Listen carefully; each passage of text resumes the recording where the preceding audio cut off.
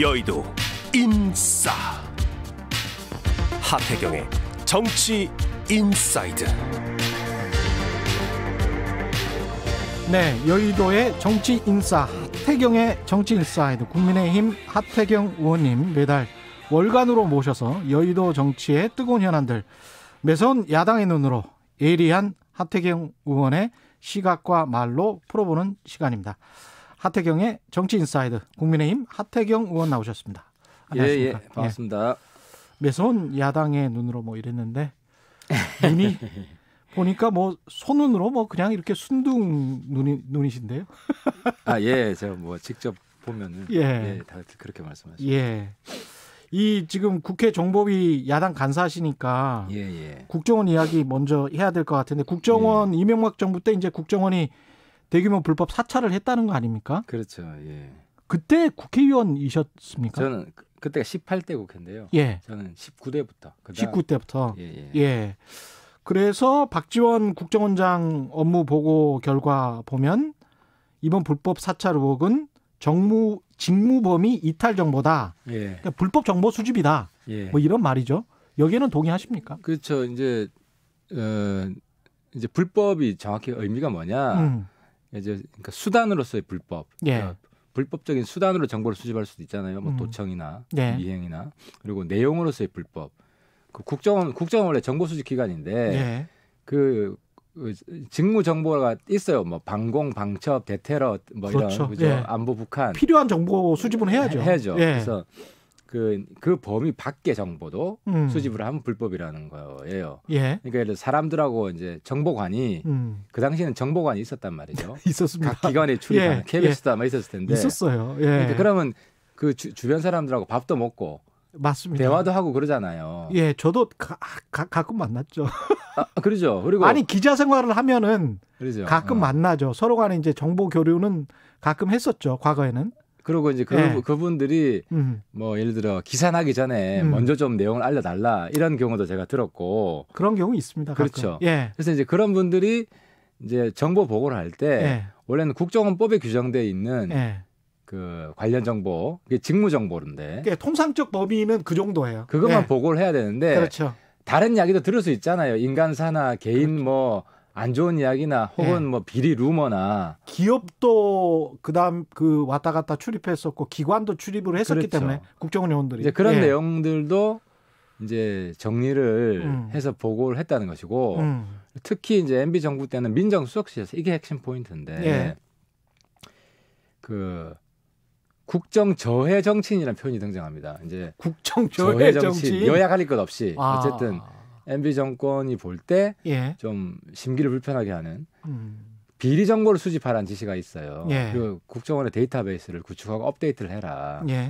그래서 이제 관심은 이게 판도라 상자라고 하는 것이 이제 그 당시 정치인들, 이제 국회의원도 포함하지만 단체장도 포함될 수 있어요. 왜냐하면 각 단체도 정보관들이 출입을 했잖아요.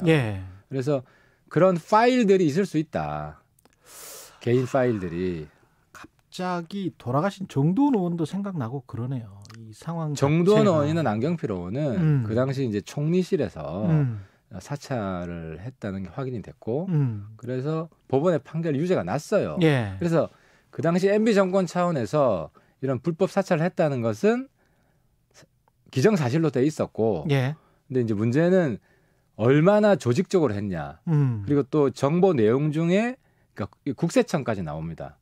그 뭐 탈세라든지 그죠. 또 검찰 정보도 나오고 경찰 정보도 나오고 다 취합하도록 했어요. 야, 국세청 정보까지 그거는 그냥 불법으로 수집하는 건데요.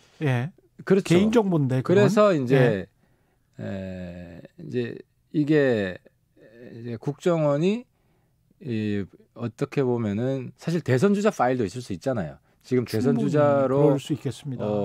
이제 올라와 있는 분이 그 당시에 뭐 국회의원 했거나 혹은 단체장을 했거나 이런 분들이 많잖아요. 안 그런 분도 있나요? 아무튼 뭐 잘 안 떠오르는데 그러면 그분들 개인 파일이 있을 수 있는 거죠. 그래서 이제 어제 박지원 원장도 이것이 선거에 악용되면 안 된다. 그것이 자기도 굉장히 불안하다.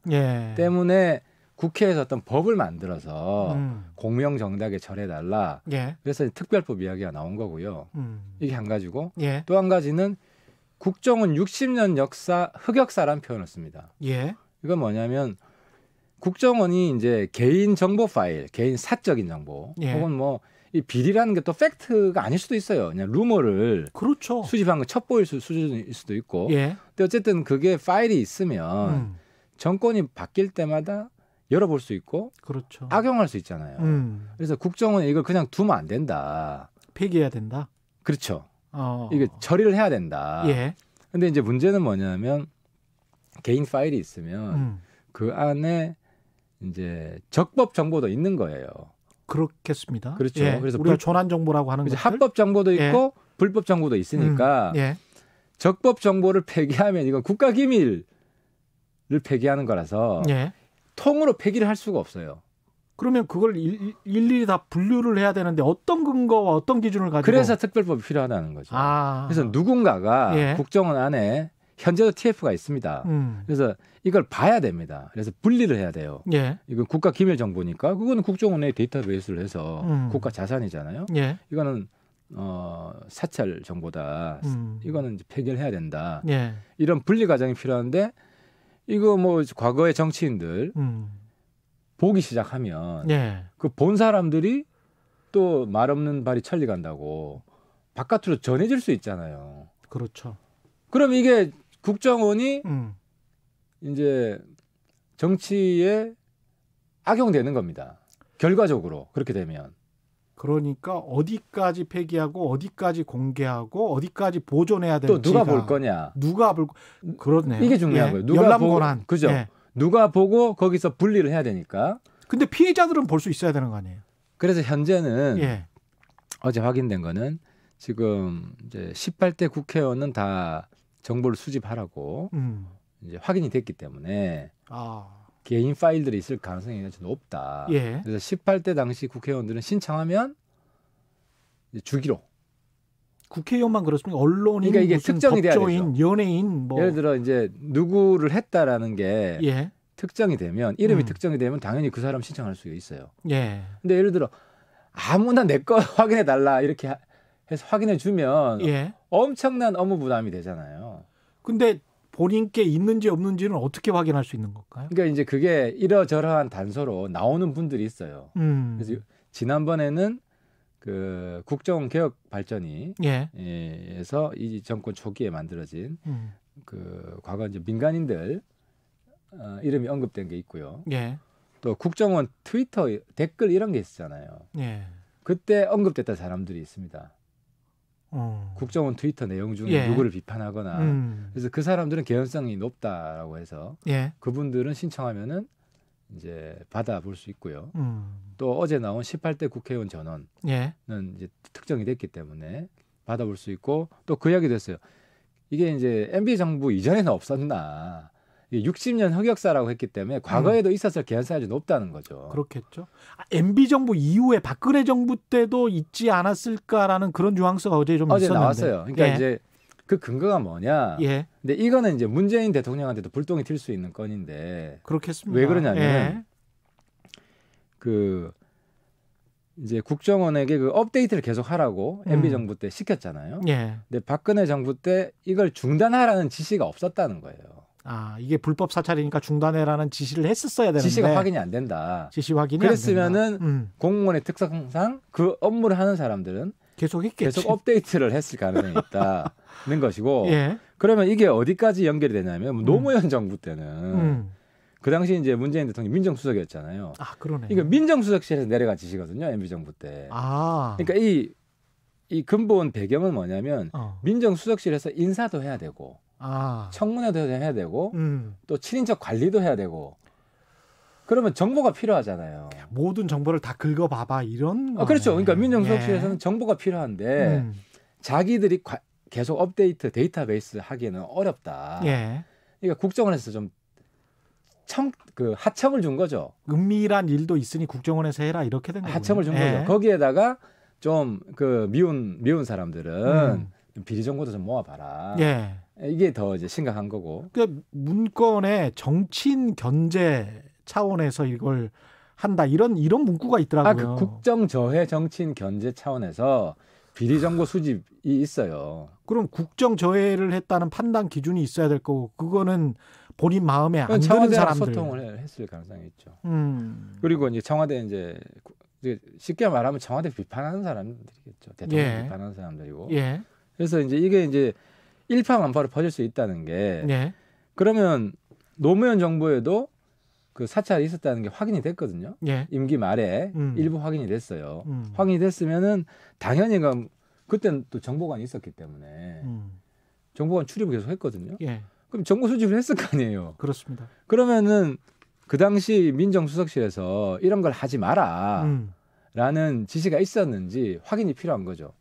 그러니까 이거는 어떻게 보면은 제가 볼 때는 이게 문재인 대통령의 레임덕을 가속화시킬 수도 있다. 민정수석실 때 그거 했나 안 했나 보자고 할 거 아닙니까? 당장 제가 이런 얘기를 하고. 이게 똑같이 적용이 되는 거니까. 어디까지 파장이 튈지 모른다 이런 그렇죠. 말씀하시는 박근혜 대통령 때도 개연성이 있다고 한 이유가 중단하라는 지시를 한 적이 없다.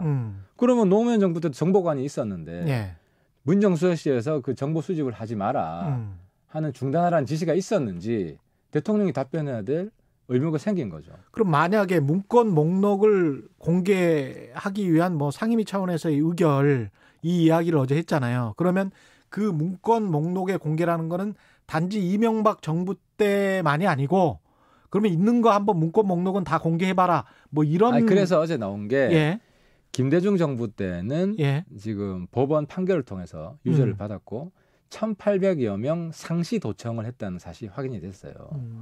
그러면 그 파일들이 있을 수 있잖아요. 그러면 이제 그 1,800명 속에 있다고 확인된 사람들은 정보 신청을 하면 주냐? 준답니다. 준다고 답변했기 때문에 이게 자연스럽게 노무현 정부 때도 말년에 사찰이 있었다는 게 친인척 확인이 됐고 김대중 정부 때는 상시 도청 파일이 법원 판결을 받았기 때문에 법원 판결 받은 거는 무조건 줘야 됩니다. 대법원 판결이 지난해 11월 있었습니까? 아니요. 그거는 상고를 포기해서 항소심까지만 갔어요. 그래서 이제 이런 파일들까지 다 어떻게 처리할 거냐 하는 특별법이 필요하다는 거죠. 근데 지금 당장 이제 언론에서 주목하는 거는 이명박 정부 시대이기 때문에 정무수석을 했던 이제 박형준 부산시장 후보 이쪽에 불똥이 튀어서 뭔가 재보선에 변수가 되지 않을까 뭐 이런 이야기를 하잖아요. 어떻게 보십니까? 그래서 이제 민주당에서 공격을 했죠. 박형준 사과해라. 너도 책임 있지 않냐. 그래서 이제 또 일부 언론에서는 보고받았을 수 있다. 사찰 문건을. 정무수석이니까. 그래서 이제 그런 보고도 있어서 어제 제가 물어봤어요. 물어보셨어요? 왜냐하면 이번 사찰 문건 중에 공개된 문건들이 있는데 그 공개된 문건들 중에 박형준 수석이 관여한 뭐 사찰을 지시했거나 혹은 사찰 문건을 보고받았거나 이런 관여된 근거가 있느냐. 그러니까 현재까지 이제 국정원에서 확인한 그 자료 사찰 문건 관련 문건들에서는 박형준 수석이 관여한 근거가 전혀 없다. 그 물어본 거는 박형준 전 의원에게 물어봤습니까? 아니, 아니면 그 국정원장에게. 그래서 국정원장이 없다라고 명료하게 답변을 했고 그래서 이제 본인도 이게 어쨌든 선거에 이런 이야기를 했어요. 국정원장이. 이 불법 정보를 수집한 것도 잘못이지만 이 불법 정보를 다루는 과정에서 정치에 악용되거나 선거에 악용돼서도 안 된다. 이 문건 일부라도 보셨습니까? 직접? 그거는 이제 지금 법원에 그 공개 판결을 신청해서 승소한 분들이 있어서 그분들이 직접 공개한 문건이 있어요. 그분들은 개인이니까 자기 문제니까 자기가 받아서 자기 거는 봤을 거고. 봐서 언론에 줘서 이제. 정보위 의원님들은 조금 이렇게 샘플이라도 볼 수 있는 거 아닙니까? 그러니까 이게 문제가 뭐냐면 문건 목록을 공개하라고 민주당이 한 건데 이게 간단치 않은 게 그 HW 파일로 돼 있을 거 아니에요. 그 파일 제목을 말하는 거예요. 그럼 특정인 뭐 관련 뭐 이런 식의 제목이 돼 있을 가능성이 높잖아요. 그렇죠. 그럼 이 제목이 공개되는 순간 유추할 수 있어요. 그 무슨 내용인지. 그러네. 시기도 알 수 있으니까. 그렇죠. 시기와 내용. 때문에 이거 자체가 일파만파가 될 수가 있고 이 현행법상은 개인 동의 없으면 개인정보보호법 때문에 개인 동의 없으면 공개를 못하게끔 돼 있어요. 이것과 관련해서 이제 이현주, 박형준 후보 간의 토론도 뜨거웠고, 그 다음에 이제 그 재보궐선거 이야기를 계속 해보자면, 예. 그 토론 관련해서는 안철수, 금태섭 후보 간의 첫 TV 토론회가 이제 합의가 됐고요. 이미 이제 여당은 토론회를 시작을 했죠. 박영선, 우상호 이쪽은 시작을 했고, 쭉 이렇게 모니터를 해보십니까? 어떻습니까? 아니, 어제는 정말 이것 때문에 밤새도록 전화 받느라고 기자분들 때문에 다른 바쁘셨구나. 그렇죠. 이게 어제 핫 이슈여가지고 이것뿐만 아니라 또 북한 내부 소식까지도 문제가 돼서 한 명 온 거요?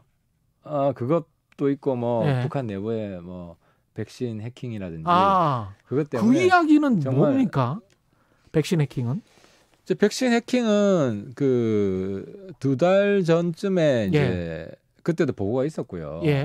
해킹 시도를 했다는 이제 국정원 보고가 있었고, 그래서 제가 이제 개인적으로 한 2달 전에 간사기 때문에 따로 자세히 보고를 받았어요. 그래서 해킹에 성공했다, 북한이 해킹을 성공했다는 이제 보고를 받았고, 어제 이제 국정원 문건에 우리한테 이제 문건을 주거든요. 다시 회수해 갑니다만 문건에 이제 EU에 있는 화이자 이제 탈취라고 이제 딱 명시가 돼 있었어요. 그래서 이제 화이자 해킹을 했다라고 어제 제가 말씀을 드렸고, 또 국내 백신 치료제 업체는 해킹 시도를 했다라고 그 다음 페이지에 딱 또 명시가 돼 있어요. 그래서 해킹 실력이 북한이 세계 뭐 10위권 안에 드는 상당히 높죠. 그러기도 하지만 이제 이런 제약업체나 백신업체는 그 이전에는 해킹 대상이 아니어서 보안 수준이 좀 낮았대요. 예를 들어 은행, 금융권, 그리고 이제 정보를 취급하는 관공서 이런 데는 보안을 아주 철저히 하는데 그런 데는 이제 그 북한 같은 데서 해킹, 아주 상습적인 해킹 대상은 아니었던 거죠. 그래서 좀 취약했던 것 같아요. 이 안철수 국민의당 대표 그리고 국민의힘 후보 이 단일화 과정에 지금 있는 거는 같은데, 이거 한 두 가지만 여쭤볼게요. 이 문제하고 김종인 위원장 문제하고, 안철수 쪽으로 단일화 되는 것, 그 다음에 국민의힘 후보로 단일화 될 가능성도 이제 여전히 있지 않습니까? 국민의힘 입장에서는 어느 쪽이 그래도 국민의힘 후보 쪽으로 단일화되는 게 좀 낫지 않나요? 그러니까 이제 우리가 공감되는 페어 플레이를 해야죠. 페어 플레이를 해야 되고 그 가장 큰 대의는 서울시장 선거에서 이겨야 된다. 무조건 이겨야 된다는 것이고, 어느 쪽으로 단일화되든 그렇죠. 그게 중요하고, 그다음에 그 합의된 룰로 단일화해서 우리가 지면 승복하겠다는 거죠. 절대로 불복하는 일은 없을 것이고, 그리고 룰이라는 게 딴 게 아니라 여론조사예요. 그리고 또 전 시민 여론조사고, 그래서 현재 수치로 나오는 거 보면 안철수 후보가 유리하잖아요. 그러니까 현재는 안철수 후보가 유리한 게임을 하는 거예요. 하는 것이기 때문에 저는 안철수 후보가 좀 특히 토론회 같은 데 잡음을 내지 말고 토론 문제 잡음 나면 무조건 안철수 후보 손해예요. 그래서 대승적으로 받고 그렇게 진척시켜 나가는 게 좋다. 그 과정에서 이제 마이너스 날 요인은 본인 입장이 지금 1등이기 때문에. 그래서 우리 당 후보들은 지금 오세훈하고 나경원 후보가 어느 정도 나오는데 안철수 후보는 작게 나오잖아요. 그러니까 이제 추격자 입장인 거죠. 그리고 우리 당은 이 과정에서 시너지가 발생을 해서 이길 가능성이 열려 있는 거 아니냐. 사실 이길 가능성이 열려 있어야 더 열심히 할 거 아닙니까? 만약에 부산하고 서울을 다 잡게 된다면 국민의힘이 안철수로 단일화하든 여하튼 간에 김종인 위원장 같은 경우는 굉장히 이제 위상이 높아질 것이고, 당대표로 추대하자는 그 SNS 글을 공유했다가 이제 삭제하신 적이 있어요. 그래서 그 이후에는 이제 바로 대선 모드란 말입니다. 그러면 당대표를 하면서 본인이 직접 대선에 나올 수 있는 가능성도 있는 것 아닌가? 대선 출마? 아니, 그거는 이제 대선 후보 여론조사에 김종인 대표가 끼어 있던 적이 있어요. 당대표는 일단 하실 것 같습니까? 이제 그 부분은 사실 김치국도 마시는 건데. 만약에 된다면. 아니 그러니까 예, 만약에 다 이긴다면. 정치인들 이제 발언이 조심스러워서 그 이제 그건 그때 가서 이야기할 거고. 근데 이제 김종인 대표가 취임할 때 우리 당 지지율이 거의 더블 스코어로 지고 있었을 거예요. 민주당한테. 근데 지금은 어쨌든 상당히 비슷비슷하죠. 따라잡고 비슷하고 이길 때도 있고. 그리고 그 횟수상 보면 서울시장 선거도 어쨌든 단일 후보가 그러네요. 이긴다. 그래서 단일화 과정을 잘 관리하고 부산뿐만 아니라 서울시장도 이겼다. 그러면 상당히 우리 의원들이나 당원들은 김종인 대표한테 감사하게 생각해야죠. 1년 전하고 비교해 보면. 그리고 감사를 어떻게 표시할 것인가. 그 전 대표들 죄송하지만 그 전에 대표했던 분들은 보면은 계속 추락했단 말이에요. 선거 때 참패를 했고 그래서 이번에 이기면은 정말 오래간만에 승리예요. 그래서 알겠습니다. 굉장히 감사해야 할 거다. 그 이후에 정치적인 문제는 그때 가서 이야기를 하죠. 오늘 말씀 감사하고요. 하태경의 정치 인사이드 국민의힘 하태경 의원이셨습니다. 고맙습니다. 감사합니다.